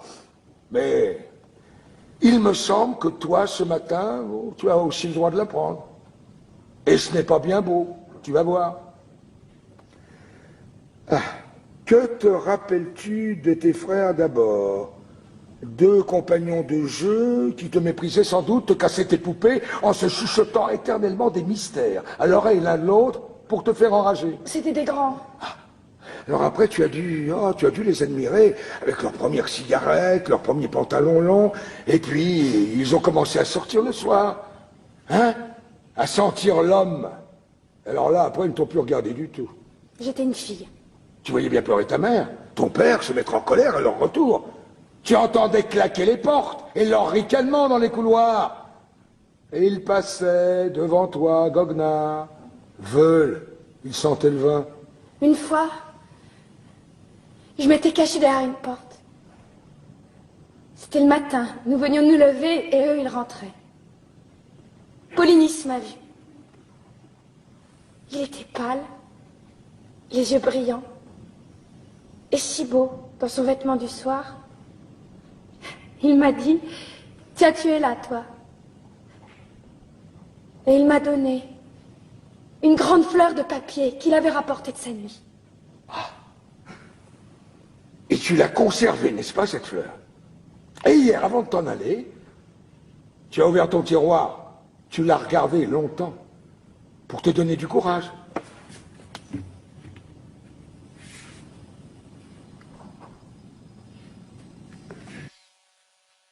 Qui vous a dit ça? Pauvre Antigone avec ta fleur de cotillon. Sais-tu qui était ton frère? Je savais que vous me diriez du mal de lui, en tout cas. Un petit fêtard imbécile, un petit carnassier dur, sans âme, une petite brute, juste bonne à aller plus vite que les autres avec ses voitures, à dépenser plus d'argent dans les bars. Tiens, une fois, j'étais là, ton père venait de lui refuser une grosse somme d'argent qu'il avait perdu au jeu. Il est devenu tout pâle. Il a levé son poing en criant un mot ignoble. C'est pas vrai! Son poing de brûle, t'as tout volé dans le visage de ton père. C'était pitoyable. Ton père était assis à sa table, la tête dans ses mains. Il saignait. Il saignait du nez et il pleurait. Et dans un coin du bureau, Polynice ricanant qui allumait une cigarette. C'est pas vrai!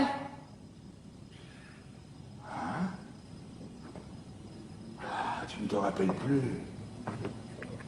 Tu avais 12 ans. Vous ne l'avez pas revu pendant longtemps après. C'est vrai ça? Oui, c'est vrai. C'était après cette dispute. Ton père n'a pas voulu le faire juger. Alors il s'est engagé dans l'armée argienne.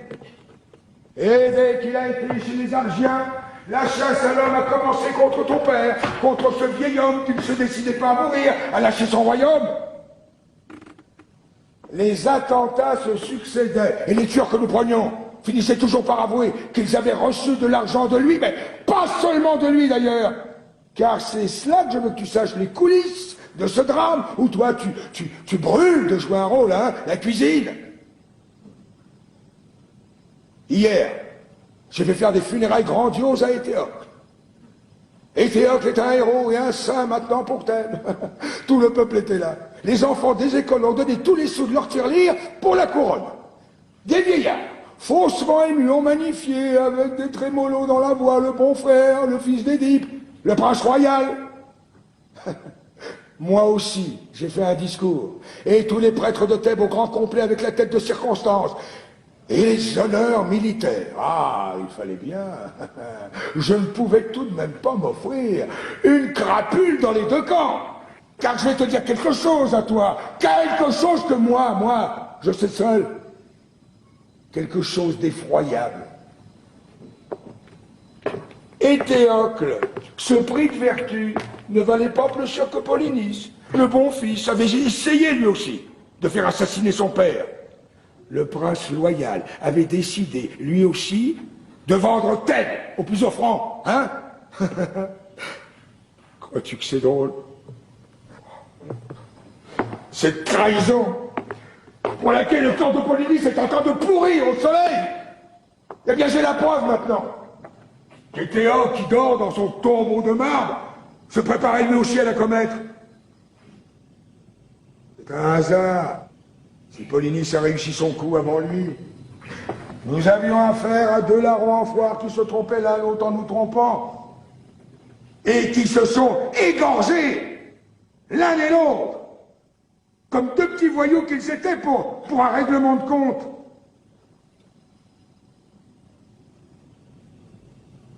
Seulement, il s'est trouvé que j'ai eu besoin de faire un héros de l'un d'eux. Alors j'ai fait rechercher leurs cadavres, au milieu des autres, et on les a retrouvés, embrassés, pour la première fois de leur vie sans doute. Ils s'étaient embrochés mutuellement, et puis la charge de la cavalerie argienne leur avait passé dessus. Ils étaient en bouillie, Antigone, méconnaissables. J'ai fait ramasser un décor, le moins abîmé des deux, pour mes funérailles nationales, et j'ai donné l'ordre de laisser pourrir l'autre où il était. Je ne sais plus lequel. Je t'assure, ça m'est bien égal.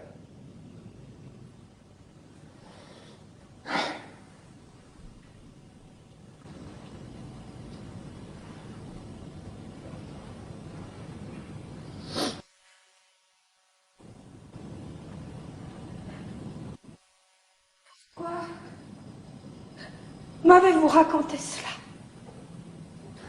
Valait-il mieux te laisser mourir dans cette pauvre histoire? Peut-être. Moi, je croyais. Qu'est-ce que tu vas faire maintenant? Je vais remonter dans ma chambre. Ne reste pas trop seul. Va voir Raymond ce matin. Marie-toi vite. Oui. Hein? Tu as toute ta vie devant toi. Écoute, notre discussion était bien oiseuse, je t'assure. Tu as ce trésor, toi, encore. Oui. Ah oui, et tu allais le gaspiller. Et je te comprends. J'aurais fait comme toi à 20 ans. C'est pour ça que je buvais tes paroles. J'écoutais du fond du temps un petit crayon maigre et pâle comme toi, qui ne pensait qu'à tout donner lui aussi. Marie-toi vite, Antigone. Marie-toi vite, sois heureuse. La vie n'est pas ce que tu crois. C'est une eau que les jeunes gens laissent couler sans le savoir entre leurs doigts ouverts. Ferme tes mains vite, retiens-la. Tu verras, ça deviendra quelque chose une petite chose, dure et simple qu'on grignote assis au soleil. Les autres te diront que ce n'est pas vrai parce qu'ils ont besoin de ta force, de ton élan. Alors ne les écoute pas. Ne m'écoute pas lorsque je ferai mon prochain discours devant le tombeau de Théocle parce que ce ne sera pas vrai. Rien n'est vrai que ce qu'on ne dit pas. Tu l'apprendras toi aussi, mais trop tard. La vie, c'est un livre qu'on aime. C'est un enfant qui joue à vos pieds. C'est un outil qu'on tient bien dans sa main. C'est un banc pour se reposer le soir devant sa maison. Tu vas me mépriser encore, mais tu verras. De découvrir ça,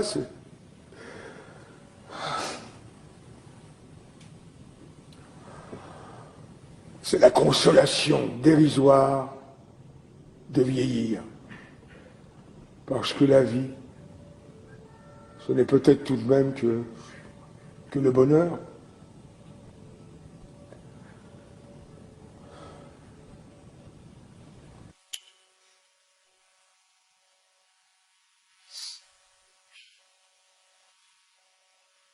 Mère?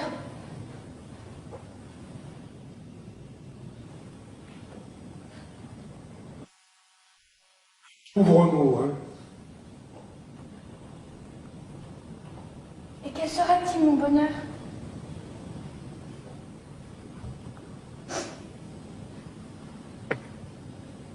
Quelle femme heureuse deviendra-t-elle, la petite Antigone? Quelle pauvreté faudra-t-il qu'elle fasse, elle aussi, jour par jour, pour arracher avec ses dents son petit lambeau de bonheur? Dites, à qui devra-t-elle mentir? À qui sourire? À qui se vendre? Qui devra-t-elle laisser mourir en détournant le regard? Mais tu es folle! Tais-toi! Non, je ne me tairai pas! Je veux savoir comment je m'y prendrai, moi aussi, pour être heureuse. Et tout de suite, puisque c'est tout de suite qu'il faut choisir. Vous dites que c'est si beau, la vie. Je veux savoir comment je m'y prendrai pour vivre. Tu aimes Aymon. Oui, j'aime Aymon. J'aime un Aymon dur et jeune. Un Aymon exigeant et fidèle comme moi. Mais si votre vie, votre bonheur, doit passer sur lui avec leur usure, si Aymon ne doit plus pâlir quand je pâlis, s'il ne doit plus me croire morte quand je suis en retard de 5 minutes, s'il ne doit plus se sentir seul au monde et me détester quand je ris sans qu'il sache pourquoi, s'il doit devenir près de moi le monsieur Aymon, s'il doit apprendre à dire oui lui aussi, alors je n'aime plus Aymon. Tu ne sais plus ce que tu dis. Tais-toi. Oh, si je sais ce que je dis. Seulement c'est vous qui ne m'entendez plus. Je vous parle de trop loin maintenant. D'un royaume où vous ne pouvez plus entrer avec vos rides, votre sagesse, votre ventre. Je ris, Créon. Parce que je te vois à 15 ans tout d'un coup, et c'est le même air d'impuissance et de croire qu'on peut tout. La vie t'a seulement rajouté ces petits plis sur le visage et cette graisse autour de toi. Écoute, tu vas te taire à la fin. Mais pourquoi veux-tu me faire taire? Parce que tu sais que j'ai raison? Tu crois que je ne le vois pas dans tes yeux, que tu le sais? Tu sais que j'ai raison. Mais tu ne l'avoueras jamais, parce que tu es en train de défendre ton bonheur en ce moment, comme un os. Oui, le tien, et le mien. Imbécile. Vous me dégoûtez tous avec votre bonheur. Avec votre vie qu'il faut aimer coûte que coûte. On dirait des chiens qui lèchent tout ce qu'ils trouvent. Et cette petite chance pour tous les jours, si on n'est pas trop exigeant. Mais moi, je veux tout. Et tout de suite. Et que ce soit entier, ou alors je refuse. Je ne veux pas être modeste, moi, et me contenter d'un petit morceau si j'ai été bien sage. Je veux être sûre de tout, aujourd'hui. Et que ce soit aussi beau que quand j'étais petite, ou mourir. Voilà. Tu commences. Commence comme ton père. Comme mon père. Comme mon père, oui.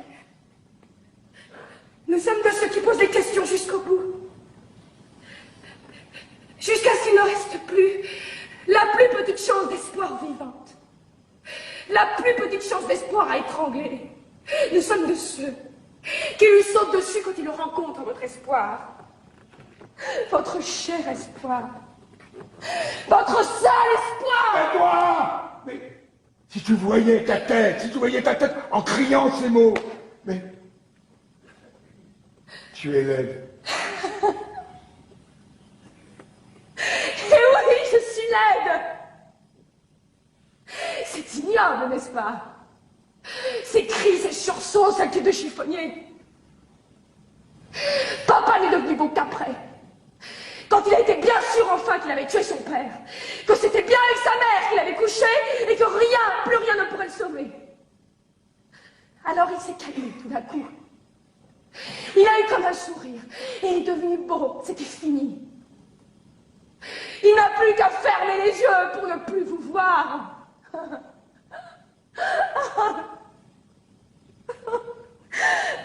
Vos têtes. Vos pauvres têtes de candidats au bonheur. Mais c'est vous qui êtes laids. Même les plus beaux. Vous avez tous quelque chose de laid au coin de l'œil ou de la bouche.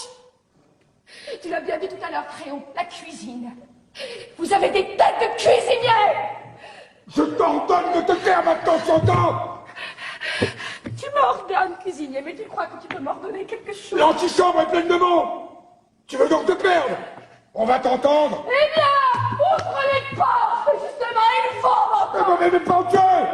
Tu vas te taire à la fin. Allons vite, le cuisinier, appelle tes gardes. Qu'est-ce que tu veux, toi aussi? Antigone, tu vois, je viens. J'ai du courage. J'irai maintenant avec toi. Où iras-tu avec moi? Si vous la faites mourir, il faudra me faire mourir avec elle. Oh non! Pas toi, c'est moi seule. Mais je ne veux pas vivre si tu meurs. Je ne veux pas rester ici sans toi. Tu as choisi la vie. Et moi la mort, laisse-moi maintenant avec tes jérémiades. Il fallait y aller. À quatre pattes dans la nuit. Il fallait aller gratter la terre avec tes ongles pendant qu'ils étaient tout près. Et te faire empoigner par eux comme une voleuse. Je serai demain.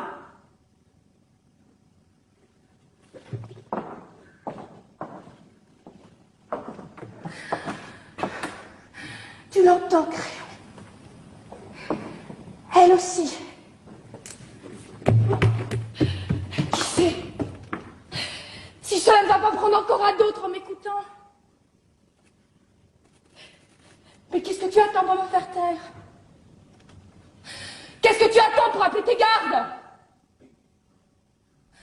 Allons, Créon, un peu de courage! Ça n'est qu'un mauvais moment à passer. Allons vite, cuisinier, puisqu'il le faut. Garde! Emmenez-la! Enfin, Créon. Antigone.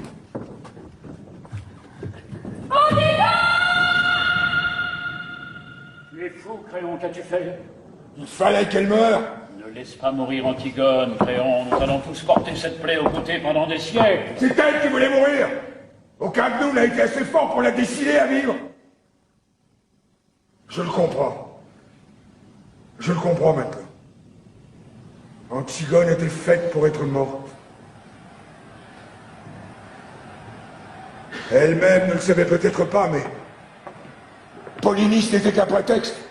Quand elle a dû annoncer, elle a trouvé autre chose tout de suite. Ce qui comptait pour elle, c'était de refuser et de mourir. C'est une enfant, Créon. Et alors, qu'est-ce que tu veux que je fasse pour elle? La condamner à vivre? Oublie-la. Oublie-la, oublie-la, mon petit super.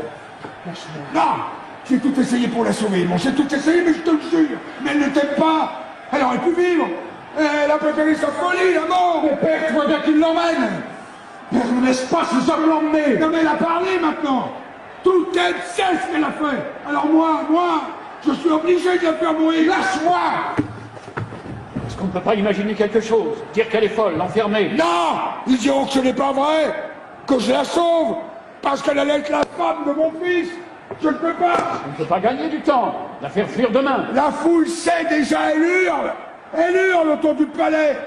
Je ne peux pas. Père, la foule n'est rien, tu es le maître. Je suis le maître.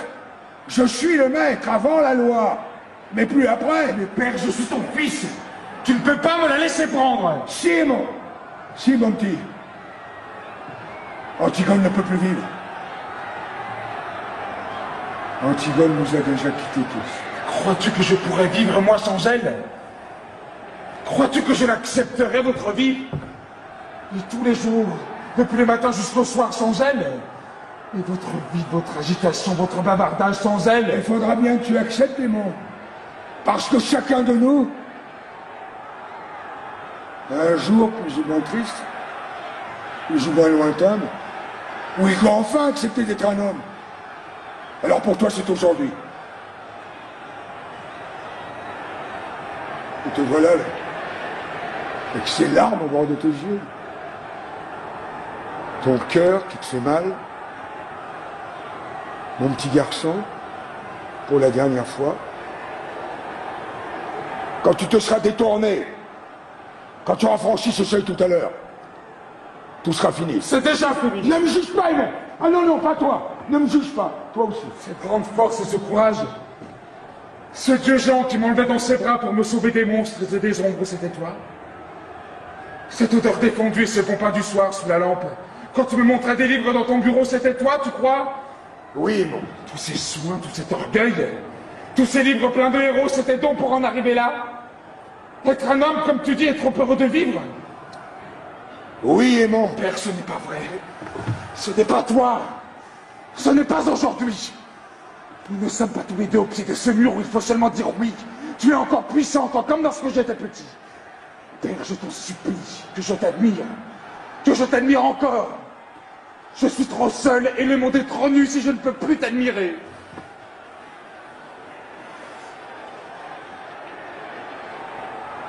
On est tout seul, Aimon. Le monde est nu. Tu m'as admiré trop longtemps. Regarde-moi. Regarde-moi! C'est ça devenir un homme. Voir le visage de son père en face, une fois. Antigone! Antigone, au secours! Il est sorti comme un fou.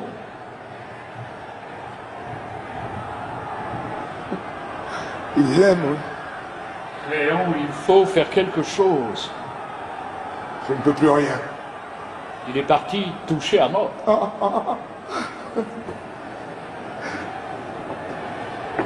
Nous sommes tous touchés à mort. Chef, ils envahissent le palais. Créon, je ne veux plus voir leur visage. Je ne veux plus entendre leurs cris. Que ma mort, maintenant, c'est assez.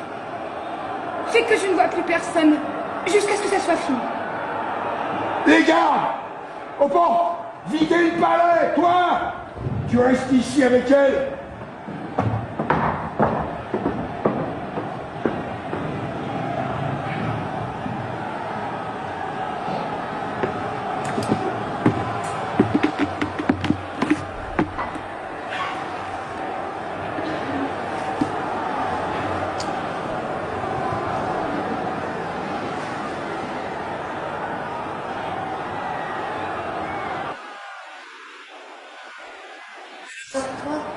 Qui, moi? Mon dernier visage d'homme. Faut croire.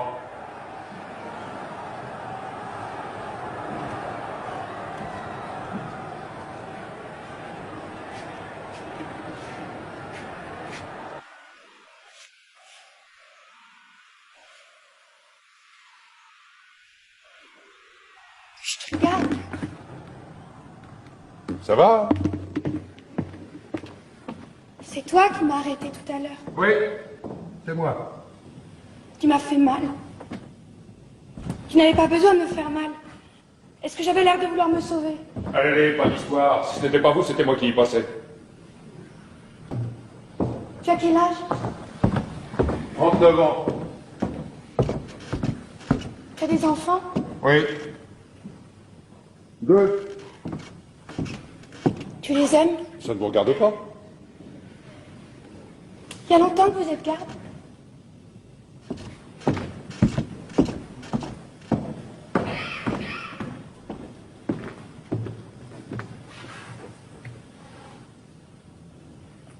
Après la guerre, j'étais sergent. J'ai engagé. Il faut être sergent pour être garde? En principe, oui. Sergent ou avoir suivi le peloton spécial. Devenu garde, le sergent perd son grade. Un exemple. Je rencontre une recrue de l'armée. Elle peut ne pas me saluer.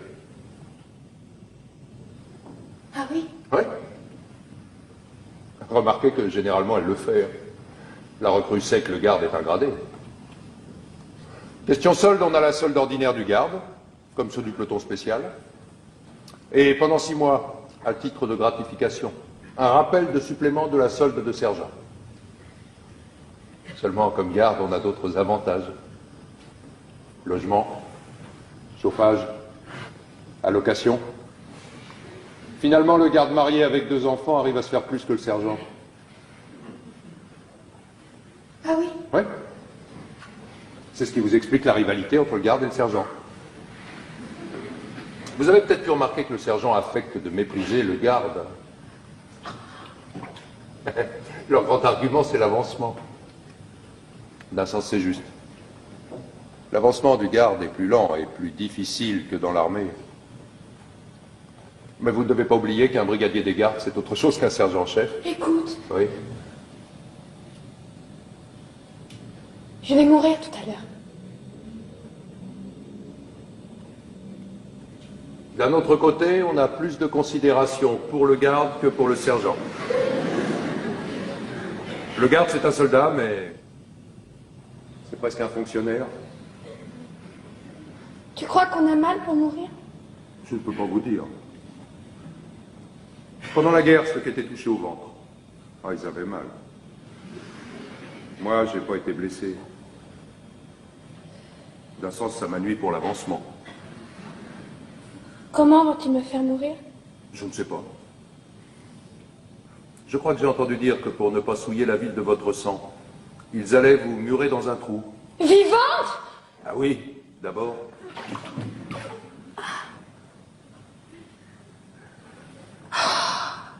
Oh, tombeau. Oh, lit nuptial. Oh, ma demeure souterraine. Toute seule. Aux cavernes de Hadès, aux portes de la ville, en plein soleil. Une drôle de corvée encore pour ceux qui seront de faction. Il avait d'abord été question d'y mettre l'armée, mais aux dernières nouvelles, il paraît que c'est encore la garde qui fournira les piquets. Elle a bon dos, la garde. Étonnez-vous après ça qu'il existe une jalousie entre le garde et le sergent? 2 bêtes. Quoi de bête?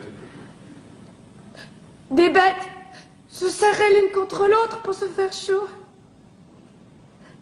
Je suis toute seule. Si vous avez besoin de quelque chose, c'est différent, je peux appeler. Non. Je voudrais juste que tu remettes une lettre à quelqu'un quand je serai morte. Comment ça, une lettre? Une lettre que j'écrirai. Ah, ça non, pas d'histoire, une lettre, comme vous y allez, vous. Je risquerais gros, moi, ce petit jeu-là. Je te donnerai cet anneau si tu acceptes. C'est de l'or? Oui, c'est de l'or. Vous comprenez, moi, si on me fouille, c'est le conseil de guerre. Ça vous est égal. Ce que je peux, si vous voulez, c'est écrire sur mon carnet ce que vous auriez voulu dire. Après, j'arracherai la page. Mon écriture, c'est pas pareil. Ton écriture? C'est trop laid, tout cela. Tout est trop laid. Vous savez, si vous ne voulez pas, moi... Si! Garde la bague et écris, mais fais vite, j'ai peur que nous n'ayons plus le temps. Écris. Mon chéri. C'est pour votre bon ami. Mon chéri. J'ai voulu mourir. Et tu ne vas peut-être plus m'aimer. Mon chéri, j'ai voulu mourir et tu ne vas peut-être plus m'aimer. Et Créon avait raison. C'est terrible. Maintenant, à côté de cet homme, je ne sais plus pourquoi je meurs. J'ai peur. Et Créon avait raison. Oh, Aimant, notre petit garçon. Je le comprends seulement maintenant combien c'était simple de vivre. Dites, vous allez trop vite, comment voulez-vous que j'écrive? Il faut le temps tout de même.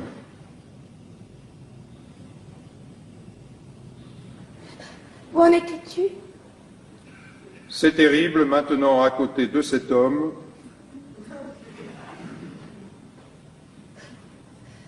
Je ne sais plus pourquoi je meurs. Je ne sais plus pourquoi je meurs.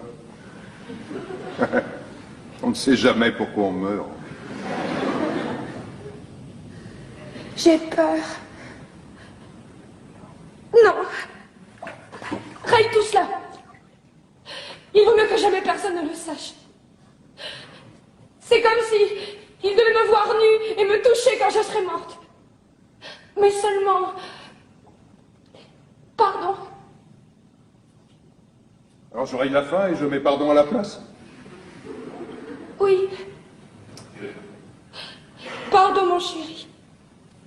Sans la petite Antigone, vous auriez tous été bien tranquilles. Je t'aime. Sans la petite Antigone, vous auriez tous été bien tranquilles. Je t'aime. C'est tout?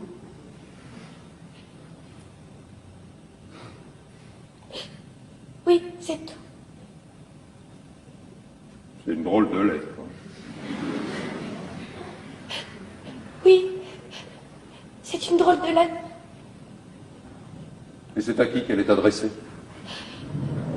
Allez. Pas d'histoire.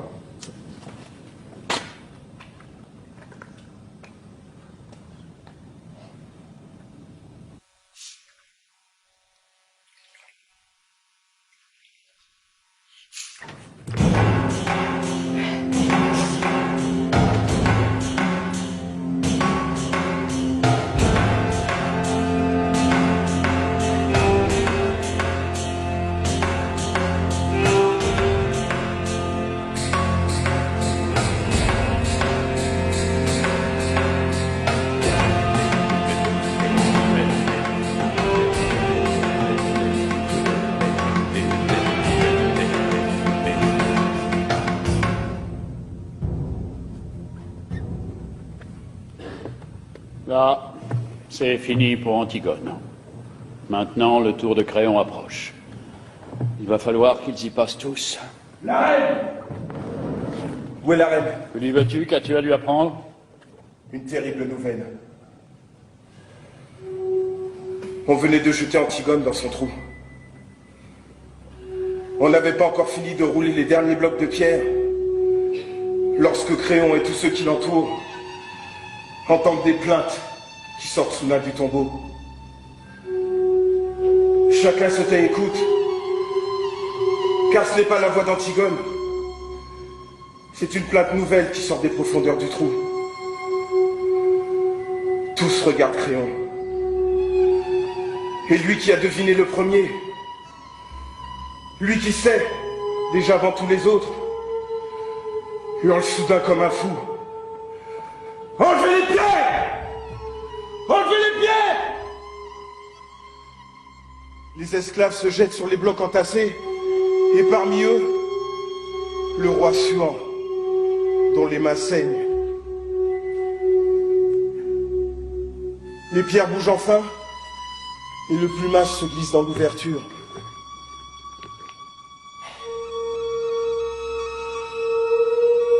Antigone est au fond de la tombe, pendue au fil de sa ceinture. Des fils bleus, des fils verts, des fils rouges, qui lui font comme un collier d'enfant. Et Aimant à genoux, qui la tient dans ses bras, et gémit, le visage enfoui dans sa robe. On bouge un bloc encore et Créon peut enfin descendre. On voit ses cheveux gris dans l'ombre au fond du trou. Il essaie de relever Aimant. Il le supplie. Aimon ne l'entend pas. Puis soudain, elle se dresse. Les yeux noirs. Et il n'a jamais tant ressemblé au petit garçon d'autrefois. Il regarde son père, sans rien dire. Une minute. Et tout à coup, il lui crache au visage et tire son épée. Créon bondit hors de portée. Alors il le regarde avec ses yeux d'enfant, lourds de mépris. Et Créon ne peut éviter ce regard, comme la lame. Aimon regarde ce vieil homme tremblant à l'autre bout de la caverne. Et sans rien dire, il se plonge l'épée dans le ventre et il s'éteint à côté d'Antigone, l'embrassant dans une immense flaque rouge.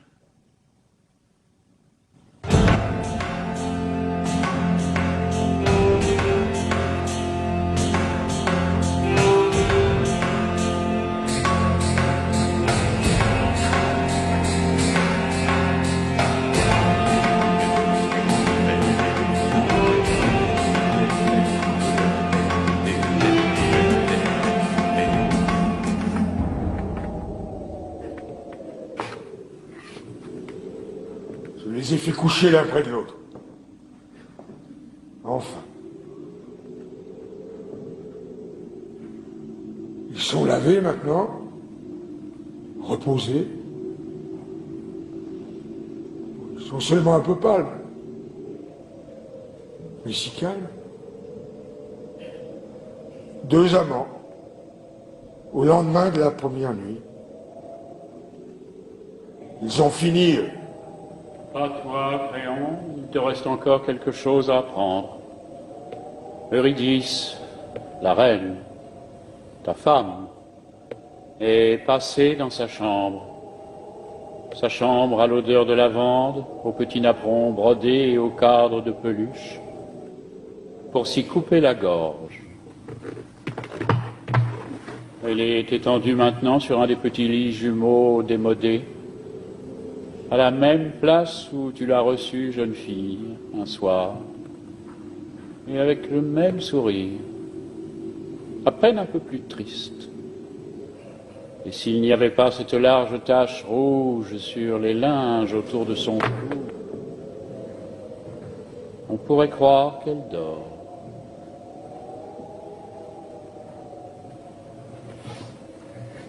Elle aussi.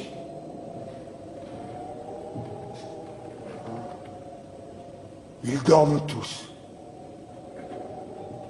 C'est bien.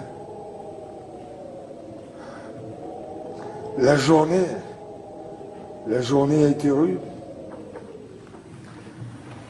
Ça doit être bon de dormir. Oui, mais tu es tout seul maintenant, Créon. Oui, tout seul.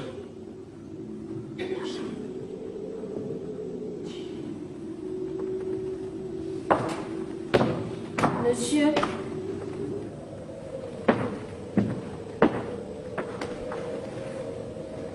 Je vais te dire à toi. Ils ne savent pas les autres. On est là, devant l'ouvrage. On peut tout de même pas se croiser les bras.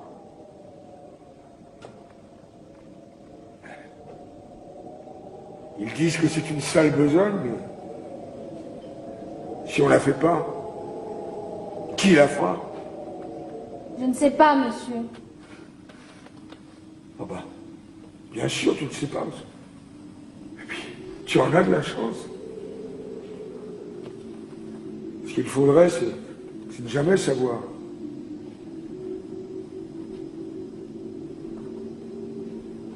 Il te tarde d'être grand, toi. Oh oui, monsieur.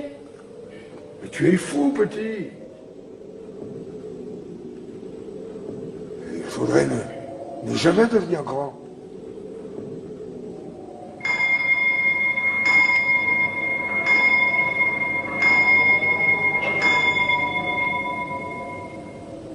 « 5 heures.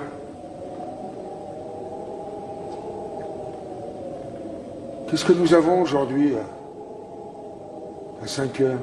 Conseil, monsieur. Un conseil?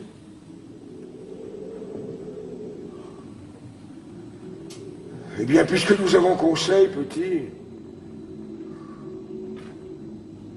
nous allons y aller.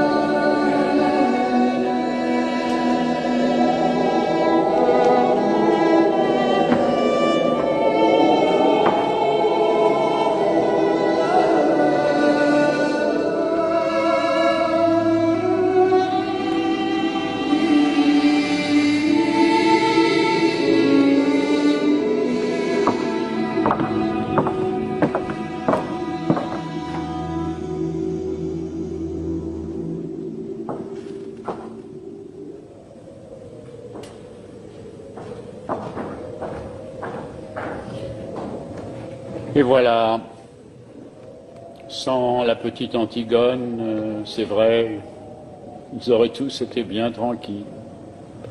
Mais maintenant c'est fini. Ils sont tout de même tranquilles. Tous ceux qui avaient à mourir sont morts. Ceux qui croyaient une chose, et puis ceux qui croyaient le contraire, et même ceux qui ne croyaient rien, et qui se sont trouvés pris dans l'histoire sans y rien comprendre.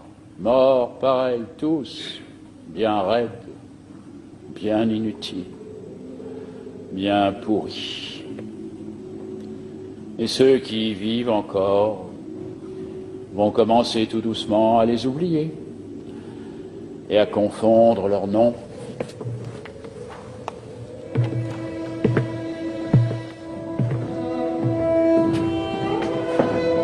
C'est fini.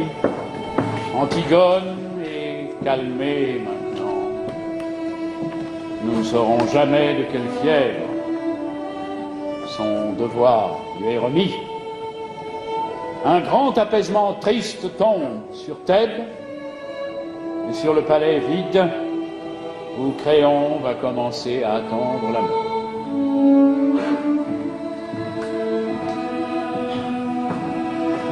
Il ne reste plus que les gardes.